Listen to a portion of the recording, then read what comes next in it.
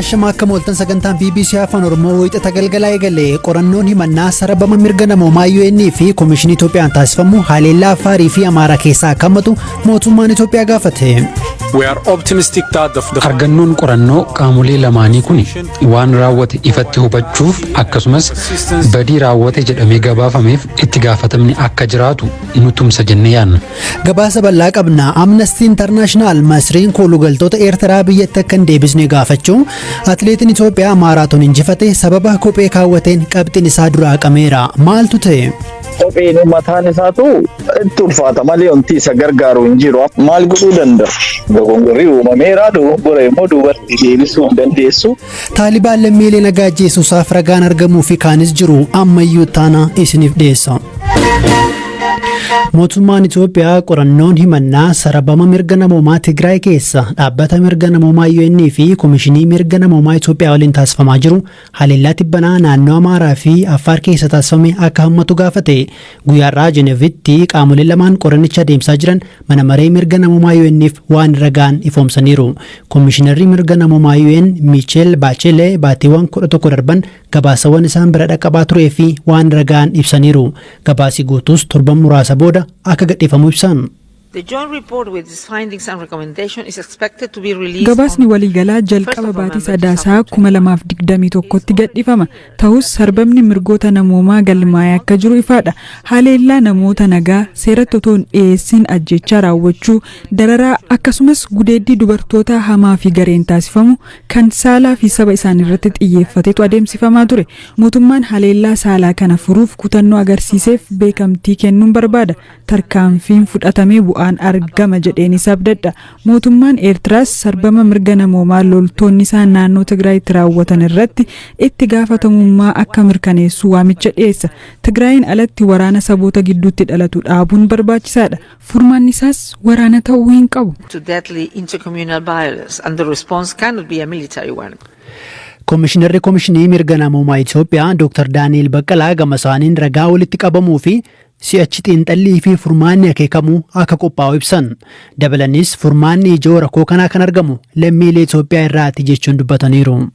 If Ethiopia's international partners trying to address the human rights crisis are to have a meaningful and constructive role, yoo michoonni alaa Itoophiyaa rakkoo deeggarsa namoomaa fi mirga namoomaa Itoophiyaaf furmaata hiika qabu fiduu fedhan yeroo hundaa seenaa fi rakkoo siyaasaa kana sirriitti baruu qabu. Hawaasni idil addunyaa fi miseensonni mana marichaa rakkoo lammiileen Itoophiyaa argaa jiran kana dhaabuu keessatti shoora olaanaa kan qaban lammiilee Itoophiyaa akka ta'an hubachuu qabu. Kallattiin siyaasaa sirrii ta'e kamuus ta'e sababni kamuu rakkoo dhala namaa irratti ga'ee fi uummanni akkasumas biyyattiin yeroo waraanaa kana arganiif deebii quubsaa ta'e kennuu hin danda'an. The human suffering we have lived through other people and as a country during this war. Waltajjii kanarratti waamichi taasifamee fi kan argaman abbaan alangaa federaalaa Itoophiyaa Dr. Geediyoon Ximootiyoos qorannoo qaamolee waloon taasifame akka mootummaan fudhatu ibsaniiru. Walaba akka ta'uuf immoo gabaasichi utuu hin gadhiifamiin dursee galagalchi argannoo argame akka isaaniif ergamuu fi isarrattis deebii akka kennan gaafataniiru. Haa ta'u malee jedhan Dr. Geediyoon haleellaa finciltoonni Tigraay Amaaraa fi Affaar keessa raawwatan jedhaman qorannicha keessa dabalamuu dhabuun qorannicha guutuu hin taasisu jechuun ibsaniiru. We are optimistic that the finding of the joint investigation would help provide clarity and be of assistance in the effort to ensure accountability. Argannoon qorannoo qaamolee lamaanii kun waan raawwate ifatti hubachuuf akkasumas badii raawwate jedhamee gabaafameef itti gaafatamni akka jiraatu nu tumsa jennee yaadna. Yeroo ammaa abbootiin alangaa federaalaa fi waraanaa qaamota mirgoota namootaa sarbuun shakkaman hedduu irratti himata banuu dabalatee tarkaanfiiwwan seeraa kaan fudhataniiru. Qorannoon waloo adeemsifamaa jiru bakkeewwan hin qoratamnee fi xiyyeeffannoo argachuu qaban itti dabaluun adeemsa itti gaafatamni akka jiraatu taasifamaa jiru tumsuu danda'a. Haa ta'u malee qorannoo waloo rakkoo guutuu hin ibsu. Akka hubannoo keenyaatti qorannichi haga labsii dhukaasa dhaabuu gartokkee mootummaan federaalaa labseetti wantoota raawwatan qofa ilaallata. Kana jechuun sarbamni mirga namoomaa TPLF'n naannoo Affaarii fi Amaaraatti raawwate daa'imman garichaan lolarratti akka hirmaatan taasifaman ajjeechaa lammiilee nagaa dhibbaan lakkaa'aman irratti gaalikoomaa fi cinaatti raawwate qorannoo kana keessa hin seenne jechuudha. Sababa kanaaf qorannoon waloo komishiniin mirga namoomaa UN fi ka Itoophiyaa waliin taasisan guutuu miti. Kan raawwate hundas agarsiisuu dhiisuu mala. Kunis osoo ta'ee jiru garuu qorannoon kun bakkeewwan rakkoon jiru qaamaan argamuun akkasumas ekspertoota biyya keessaa fi idil addunyaan waan taasifameef ni jajjabeessina. That was done with a robust presence on the ground and a team composed of local and international experts. Himannaa mirga namoomaa waraana Tigraay wal qabatee raawwate jedhame komishiniin mirga namaa fi uummata Afrikaa illee kan gamtaa Afrikaa jala jiru qorataa jira. Haa ta'u malee mootummaan Itoophiyaa kana durallee adeemsa komishinichaa qeeqee ture. Guyyaarraas Dr. Geediyoon qorannoon komishinii mirga namaa fi uummata Afrikaan taasifamaa jiru walaba miti amantees hin qabu mootummaan Itoophiyaa siin fudhatu yookiin immoo beekamtiin kennuufii jedhaniiru. Akka isaan jedhanitti komishinichi daangaa qorannoo mootummaan Itoophiyaa dhiyeesse ce'eera. Lammiilee Sudaanitti baqatanii jiran irraa odeeffannoo walitti qabame mootummaan Itoophiyaa kana duras ija shakkiin ilaaluu ibsaa ture. Kunneen ajjeechaa maayikaadiraan akka shakkamanii fi kanneen lolarra hirmaataa jiran akka jiran himata. Gaaffii duratti Dr. Geediyoon gaafataniif Dr. Daani'el Baqqalaa haleellaa Amaaraa fi Affaar keessa jiru dhaabbanni isaanii adeemsa mataa isaan akka qoratu guyyaarraa ibsaniiru. Biyyoonni maree araaratti yaada kennan qorannoo qaamolee lamaanii akka deeggaranii fi yeroo jedhametti akka gadhiifamu gaafataniiru. Kana dura adda bilisa baasaa uummata Tigraay yookiin immoo TPLF komishiniin mirga namoomaa Itoophiyaa walaba miti jechuun irra deddeebiin himataa ture.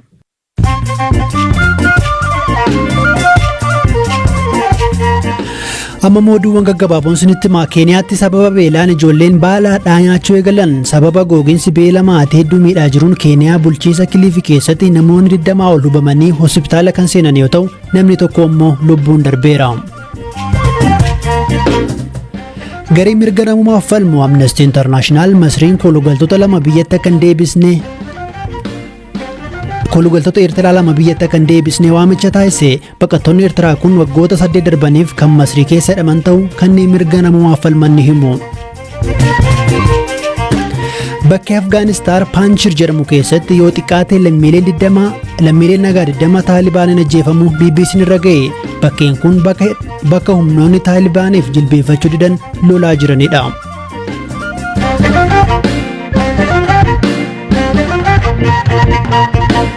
Oduuwwan biraatti ce'a Afrikaa kibbaatti malaammaltummaan rakkoo guddaadha. Qorannoon yuunivarsiitii tokkoon dhiyeenya dalagame bara 2014 hanga 2019tti qarshiin biyyattii raandii tiriliyoona 1.5 badeeraa jedha.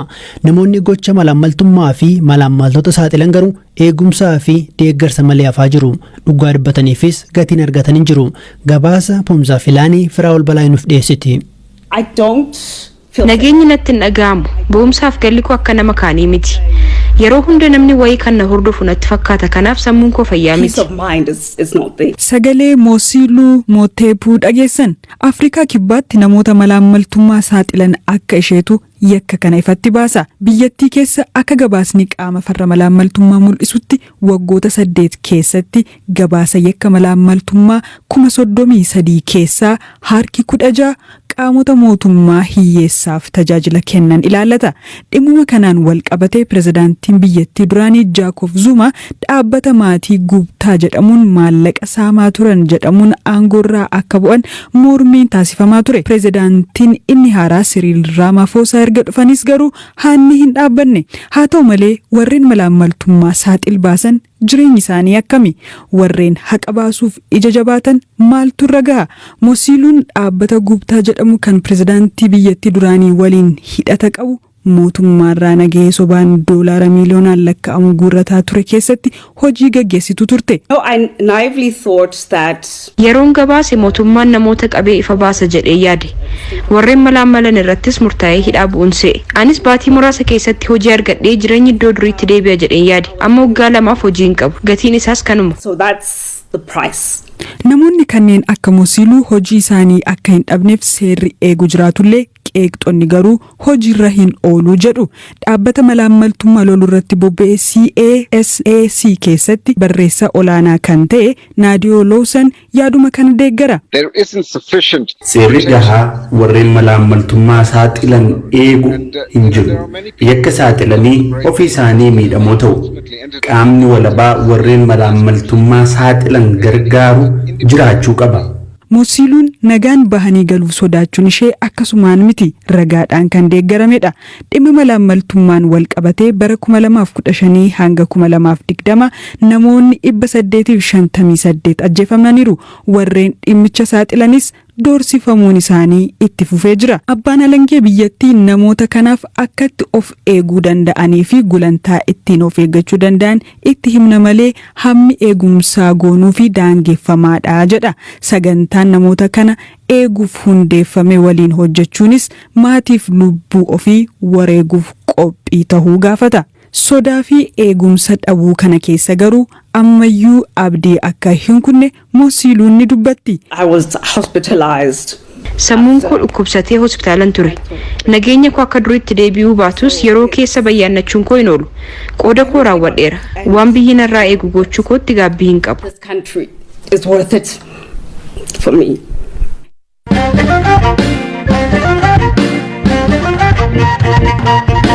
Xumurarra geenyeerra atileetiin Itoophiyaa Daraaraa Urrisaa jedhamu guyyaa kaleessaa ganama maaraatoonii Veeniyaatti dorgomee injifatus boodarra qabxiin isaa jalaa qameera. Kanaanis atileetiin Keeniyaa lammaffaa ba'ee akka injifatu ta'e. Kunis kopheen kaa'ate kan sooliin isaa seentimeetira 4 ol waan ta'eef akka ta'e qopheessitoonni dorgommichaa dorgommii booda ibsaniiru. Atileetichi Oostiriyaarraa gara biyyaa waan galaa jiruuf isan arganne.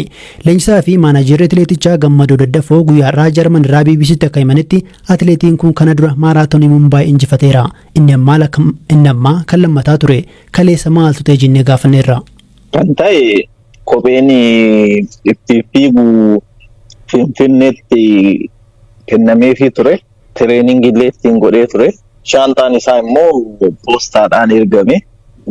Shaantaa fudhateeti kophee kana keessatti arginaan kopheen kun tireeningiidhaaf eeyyamame. Kophee kana godhate. Kopheen kun hin eeyyamamne immoo nulleen gaafannee inni galgala kophee biraatti galmeessise ka dura nu kennineef ganama immoo jijjiire kana rakkoon ka uuma. Kanaaf dogoggorri atileeticha biraa?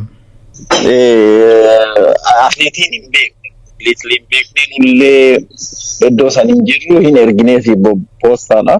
Shaantaa isaa erganee fi ofiisii xaaliyaaniitiif nu Finfinneetti kophee itti kennine kanaan fiidda jenneenirra yeroo tokko nyaatiin osiin jedhu seexanni yoo sitti dhufu jechuudha. Baay'ee gaddisiisaadha. Sanuu dorgomee qophaa'ee ture ji'a meeqaafti qophaa'eera dhaqee immoo dorgomee erga injifatee kee jalaa qabee miira akkamii keessa jiran atileetiin kun ergasii booda akka qabxiin sun sirratu yookiin immoo komii keessan dhiyeeffataniitu sinoo? Ruulitu jira. Kophee eeyyamamutu jira kan eeyyamamnetu jira. Gaafachuu yaalleerra garuu wanti nu argannu hin jiru. Wanta seerarra taa'ee jiruuf seera san eeggachuu kanan fudhatin siin jedha kanan godhin siin jedha yoo otoo fiigichan galee isa eeguu ka qabdu seera yoo cabsite seera cabsiteedha. Atileetiin kun garuu hubannoo kana qaba ture jalqaba? Hubannoon qabu odoo qabaatee maa godha? Kophee kanneen keessaa kuuwwan ka tireeningiitii ka wookii ittiin godhu haala garagaraatiif kennama. Ka tireeningiin jira, kan tiraakii ittiin hojjetu, kan asfaaltii ittiin hojjetu, deebisee immoo kan bosona ittiin hojjetu. Hundaafuu kophaa jira kopheen. Dorgommii kophaa jira.